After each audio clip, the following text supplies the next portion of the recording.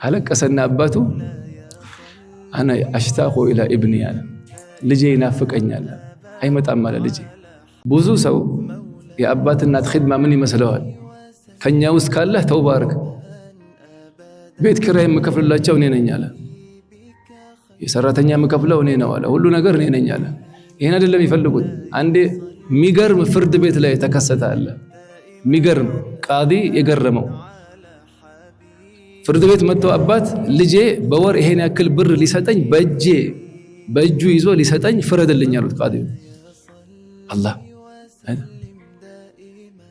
መርሐባ አስጠሩት አለ ልጁ ተዓላ አለው አባትህ በወር ይሄን ያክል ብር በእጅህ ልሰጣቸው ሰሉ አለ ነቢ በእጅህ ለአባትህ ልሰጣቸው ፈርዷል። ፍርድ ቤቱ ከዛ ፈርዷል። ልጁ መርሐባ አለ ሲዳተል ቃዲ እርሶ ከፈረዱ እኔ ሙስተዒድ አለ።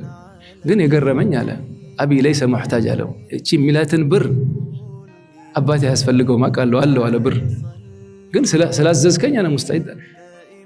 ቃዲው ገርሞታል። ልጅና አባት ሊወጡ ሲሉ አንድ ያለው አባትን አንድ ልጠይቅህ አለው። ከነከነው ልጅህ እንደሚለው ብር አለህ እያለኝ ነው። ይሄን ያክል ብር በእጁ ይስጠኝ ያልከው ሊማዛ አለው። ቢያንስ እንኳን ብሯን ሊሰጠኝ ሲመጣ ልየው ላውራው ብዬ ነው አለ። ሰማህ አዩሃል አብ የአባት ሐቅ የእናት ሐቅ ያ ጀማዓ